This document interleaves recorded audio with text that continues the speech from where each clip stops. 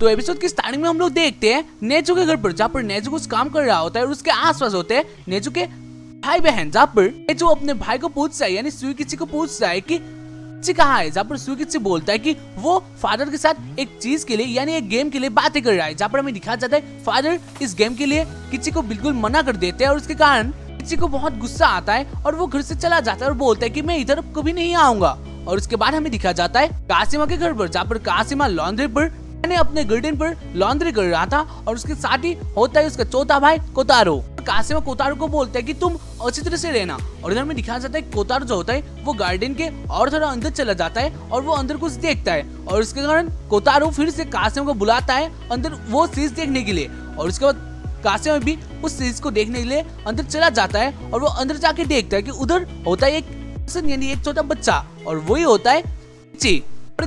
और उसके बाद कासिमा किची को देखकर पूछता है कि तुम इधर क्या कर रहे हो, जहाँ पर किची बोलता है कि तुम्हारा क्या। और उसके बाद कासिमा देखता है कि किची उधर जाड़े में फंसा था और वो बहुत अनकंफर्टेबल था।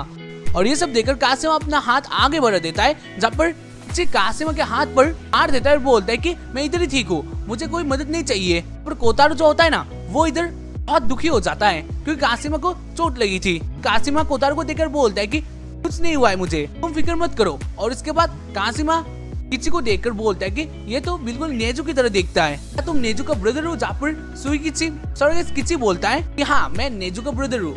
और इसके बाद उन दोनों के बीच में बातें होती है, जहाँ पर कासिमा बोलता है कि ठीक है अगर तुम्हें कोई हेल्प चाहिए तो मुझे बुला लेना, मैं इधर ही लॉन्ड्री पर हूँ। इधर कासिमा कोतारो को उधर छोड़कर वो चला जाता है अपना काम करने। और उसके बाद हमें दिखाया जाता है कासिमा नेजो के लिए फोन कर देता है। खैर इधर शिफ्ट होता है, हमें दिखाया जाता है उस जगह पर जहाँ पर कोतारो और किची थे, उस जगह पर एक और पर्सन आ जाते हैं जो कि कोतारो को छूने लगता है और वो बोलने लगता है कि कोतारो आज तुम बहुत क्यूट लग रहे हो और आप लोग तो जाने के हो ये कौन है, ये है यागी। तो इधर यागी कोतारो को छू रहा था और उसके कारण उसके नाक से ब्लीडिंग स्टार्ट हो जाती है। और हमें दिखाया जाता है उसी वक्त उधर इनामोतो और कासिमा इधर आ जाता है और इनामोतो गुस्से से यागी को बोलती है कि तुम अभी के अभी इधर से चले जाओ, नहीं तो मैं पुलिस को फोन कर दूंगी। जहाँ पर कासिमा बोलता है कि ऐसा कोई बात नहीं है पुलिस को फोन करने की। फिर इसके बाद इन तीनों के बीच में बातें होती है। यहाँ पर कासिमा बोलता है कि कासिमा इनामोतो से बोलता है कि तुम भी इसके साथ आए हो, जहाँ पर यागी भी बोलता है कि मैंने भी सुना था कि वो इधर आने वाले है तो इधर मैं आ गया कोतारो को देखने के लिए। जहाँ पर इनामोतो बोलते हैं कि तुम बच्चे को प्यार करते हो और मैं भी, लेकिन तुम्हारी तरह नहीं। और इधर इनामोतो कासिमा से क्वेश्चन करती है कि तुमने इसको इधर क्यों बुलाया है। तब पर कासिमा बोलता है कि ये नेजो के बदले इधर आया है क्योंकि नेजो बिजी था और इसके कारण ये इधर आया है। और उसके बाद हमें दिखाया जाता है जो यागी होता है वो बोलने लगता है नेजो के बारे में। यहाँ पर यागी बोलता है नेजो के बारे में कि उसके 8 ब्रदर्स एंड सिस्टर्स है। पर इनामोतो बहुत शॉक्ड हो जाती है और वो बोलती है कि उसको कैसे पढ़ने का टाइम मिलता होगा और वो कैसे अब भी क्लास का टॉप 2 है, क्लास का दूसरे नंबर पर आता है। पर यागी बोलता है कि नेजो बहुत कूल है, वो हर काम मेहनत से करता है और इसके कारण वो इतना इंटेलिजेंट है, लेकिन तुम ज्यादा इंटेलिजेंट हो इनामोतो। जब इनामोतो गुस्सा करती है और इधर इनामोतो पर किची को बोलती है कि हो सकता है कि तुम्हारा ब्रदर नेजो बहुत ज्यादा इंटेलिजेंट हो और वो बहुत ही ज्यादा मेहनती हो, वो बहुत ही ज्यादा। और इधर फिर से इनामोतो किची से बोलती है कि तुम बहुत ही ज्यादा बेवकूफ बच्चे हो, तुम पहले तो घर से भाग आए और बोले हो कि तुम अपने घर भी नहीं जाओगे, तुम्हारे लिए बहुत लोग प्रॉब्लम में पड़ गए हैं, तुम जानते हुए हो तुम्हारे लिए बहुत लोग टेंशन पर हैं। और इधर किची रोने लगता है, जहाँ पर इनामोतो गुस्से से बोलती है कि हमें भी तो बताओ तुम क्यों घर से भाग आए हो। जहाँ पर वो बोलता है वीडियो गेम्स के लिए, जहाँ पर इनामोतो बोलती है कि वीडियो गेम्स, तुम घर से भाग आए सिर्फ और सिर्फ गेम्स के लिए। इधर वो लोग बातें कर रहे होते हैं और फिर से इधर आ जाते हैं नेजो का दूसरा ब्रदर सुइकिची। और सुइकिची आगे बोलते हैं कि शायद से गेम बड़ों के लिए मायने नहीं रखता है, लेकिन किची अपने क्लास में एक लौता ऐसा बच्चा है जिसके पास गेम नहीं है। और इधर सुइकिची किची के प्रॉब्लम के बारे में बोलता है। यहाँ पर किची फिर से रोने लगता है और बोलने लगता है कि मैं अपने परिवार से प्यार करता हूँ। और इधर सब लोग शांत हो चुके थे और इधर में दिखाया जाता है जो यागी होता है वो इधर हंसने लगता है। इधर यागी बोलने लगता है जब मैं जो एलिमेंट्री स्कूल पर थे तब भी एक गेम बहुत ज्यादा फेमस था जो कि सबके पास था और इससे सब खेला करते थे, और उधर भी एक नेजो ही अकेला था जिसके पास ये गेम नहीं थी। और एक दिन मैंने उस गेम को नेजो को ऑफर किया था और बोला था कि दार के लिए मुझसे ये तुम रख लो। यहाँ पर नेजो बोलता है उसको ये गेम नहीं चाहिए, पर उसको कोई चीज चाहिए तो वो बना लेगा कि उसके घर में उसको कोई भी कुछ भी खरीद के नहीं देता है, तो उसको कुछ चाहिए तो वो बना ले सकता है। इधर यागी पूछता है कि क्या तुम गेम भी बनाओगे, जहाँ पर नेजू बोलता है कि हाँ, अगर मुझे चाहिए तो मैं इसे बना भी सकता हूँ, मेहनत करूंगा और इसे बनाने की कोशिश करूंगा और ये बन भी जाएगा। और इधर यागी बोलते हैं कि क्या तुम इसको सच में बनाओगे? जब पर नेजू बोलते हैं कि हाँ, इसमें टाइम तो लग जाएगा, लेकिन इससे पहले मैं सोचूंगा कि ये मुझे चाहिए या फिर नहीं। और उसी दिन ही यागी नेजू से इम्प्रेस हो चुका था कि ये बहुत ज्यादा मेहनत लड़का है। इधर यागी ये स्टोरी किची और सुईकिची को सुनाता है, पर किची भी बोलने लगता है कि नेजू बहुत ज्यादा कूल है। उसे समझ आ गया था कि वो लोग बुरे नहीं है, उसको घर फिर से चले जाना चाहिए। और उसके कारण वो डिसाइड करता है कि वो बाहर आएगा। और उसके कारण वो कासिम को बोलता है कि मैं बाहर आने के लिए तैयार हूँ, तुम मुझे बाहर लेकर आओ। जहाँ पर कासिम भी उसे बाहर लेकर आता है और इधर यागी सुईकिची को बाहर लेकर आता है, जहाँ पर सुईकिची यागी के ऊपर अटैक कर देता है। तो इसके बाद उन लोगों के बीच में बातें होती है और वो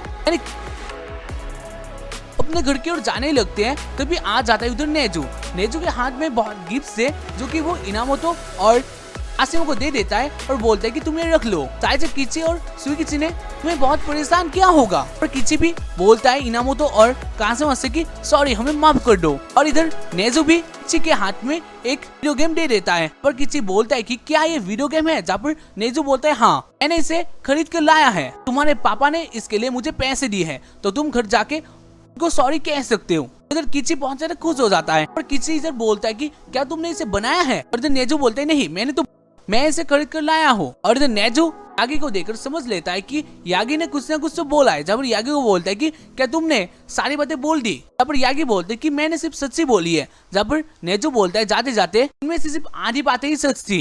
जो इस टाइम पर सब लोग खुश थे। और इधर में दिखा जाता है रात को, जहाँ पर कासिम खाना खा रहा होता है। इधर कासिम का सेक्रेटरी इधर बोलता है आज मैंने गार्डन के गाड़ियों में 2 बम देखे थे और वो दोनों बहुत रहस्यमयी थे, तुम जानते हो इसके बारे में? यहाँ पर कासिम बहुत शॉक्ड हो जाता है और वो बोलता है कि नहीं, मैं ऐसा नहीं जानता हूँ। इसके बाद हमें दिखाया जाता है बेबी केयर सेंटर पर, जहाँ पर सब लोग होते हैं और इधर कासिम होता है। यहाँ पर सारे बच्चे उसी के साथ थे और इधर कासिम को अपना हाई स्कूल जाना था और उसके कारण कासिम कोतारो को उधर छोड़कर बोलता है कि मैं जल्दी आऊंगा। और उसके बाद कासिम उधर चले जाता है। इसके बाद हमें दिखाया जाता है बहुत सारे लंच बॉक्स, जहाँ पर उसी सबके लंच बॉक्स को देखता है और बोलते है कि इधर एक ज्यादा है। और उसे पता चल जाता है कि कासिम का जो लंच बॉक्स है वो इधर ही उसने छोड़कर भूल गया है और वो चला गया है हाई स्कूल।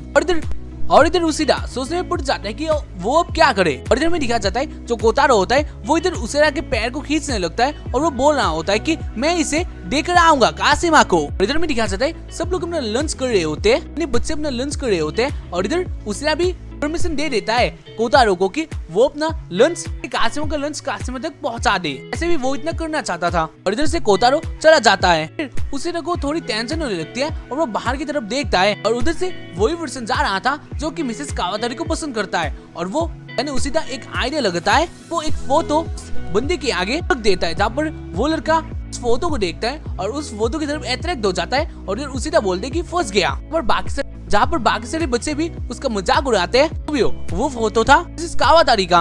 और इधर में दिखाया जाता है हाई स्कूल पर, जहाँ पर कोतारो कासिमा का टिफिन लेकर आ रहा होता है कासिमा के क्लासरूम की तरफ, जहाँ पर सारे स्टूडेंट्स कोतारो की तरफ देखते हैं। और इधर कोतारो एक जगह पर आकर रुक जाता है क्योंकि उसके आगे था एक बहुत ही बड़ा प्रॉब्लम यानी सीरिया। और बाकी सारे स्टूडेंट्स भी बहुत हैरान हो जाते हैं और इधर बोलने लगते हैं कि कहाँ जाना है कोतारो, मैं पहुंचा दूंगा तुम्हें, अपना रूम बताओ। सब लोग इधर कोतारो की हेल्प करना चाहते हैं, जहाँ पर कोतारो ना कर देता है और बोलता है कि मैं खुद ही चला जाऊंगा। और इसके कारण बाकी सारे स्टूडेंट्स भी उधर से चले जाते हैं। और इधर कोतारो के एक बहुत ही बड़ी चुनौती थी। और इधर कोतारो एक एक करके उन सीढ़ी को पार करने लगता है। और इधर में दिखाया जाता है वो जो लड़का था वो इधर होता है और वो इधर सोच रहा होता है मैं इधर कहाँ फंस गया उस फोटो के कारण। पर उसको एक मिशन मिली थी कि वो कोतारो की हेल्प करेगा और उसके बदले में उसको ये फोटो मिलेगी। तो भी इधर में दिखाया जाता है कोतारो बहुत मेहनत करके वो चिड़िया पार करना होता है। और इधर में दिखाया जाता है क्लासरूम पर, जहाँ पर सब लोग अपना लंच खा रहे होते हैं, जहाँ पर कासिम अपना लंच सुनता है लेकिन उसके बैग में तो वो था ही नहीं। इधर कासिम को बहुत भूख लगी थी और ये सब देखकर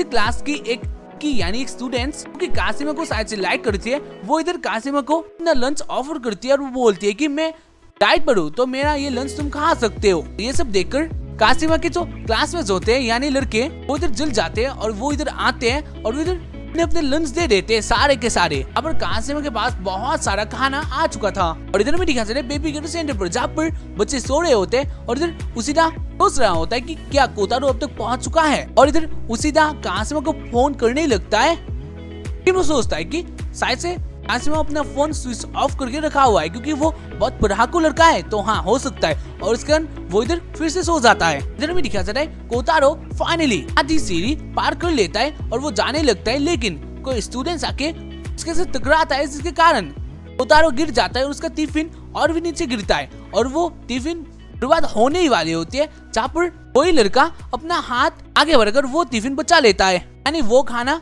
बेकार होने से बच जाता है। और इधर वो लड़का एक मास्क पहनकर उधर आया था, उसको कोतारो नहीं जान पाता है, इस हीरो को हम मास्क मैन बुला सकते हैं। तो इधर कोतारो और इसका नाम लिखा जाता है कोतारो मास्क मैन को थैंक यू कहता है और इधर कोतारो इंप्रेस हो जाता है मास्क मैन से। और इधर मास्क मैन सोचता है कि मुझे कोतारो की मदद करनी चाहिए, इससे भी मुझे इसके बदले वो पिक्चर मिलेगी। उसके बाद वो कोतारो की हेल्प करता है, यानी वो सीढ़ियों के आगे जाकर सबको रोकता है और बोलता है कि इधर एक बच्चा आ रहा है, तो और ऐसे ही वो कोतारो की हेल्प करता है। इसके मदद से कोतारो फाइनली आ पाता है कासिम के पास। यहाँ पर कासिम कुछ कर रहा होता है और उसको पता चलता है कि उसके लिए कोतारो लंच लाया है। जब पर कासिम सोचता है कि मेरे छोटे भाई मुझे माफ कर देना, लेकिन अब मुझे तुम्हें झूठ बोलना ही पड़ेगा क्योंकि कासिम इधर बहुत सारा लंच कर ही रहा होता है, लेकिन वो यह भी नहीं बोल सकते कि उसका भूख नहीं, क्योंकि कोतारो ने इतनी मेहनत करके उसके लिए वो लंच लाया है। उसको इधर बोलना पड़ता है कि उसको बहुत भूख लगी थी और इसके लिए थैंक यू। और इसके बाद हमें दिखाया जाता है स्कूल के सीढ़ियों पर आ जाता है और बैठ जाता है और इधर कासिमा अपना लंच करने लगता है कोतारो के साथ। यहाँ पर कोई बंदा ये सब देख रहा होता है और ये बोल रहा होता है कि कोतारो एक बहुत ही अच्छा ब्रदर है और साथ ही कासिमा एक बहुत ही अच्छा भाई है, ये दोनों बहुत ही अच्छे हैं। और इधर ही इसके पीछे से आ जाता है सेक्रेटरी और इधर बोलता है कि मैंने भी ये सब देखा है और मैं भी बहुत इमोशनल हो गया हूँ। जहाँ पर वो बंदा बहुत शौक जाता है। ऐसे ही इस एपिसोड की एंडिंग हो जाती है।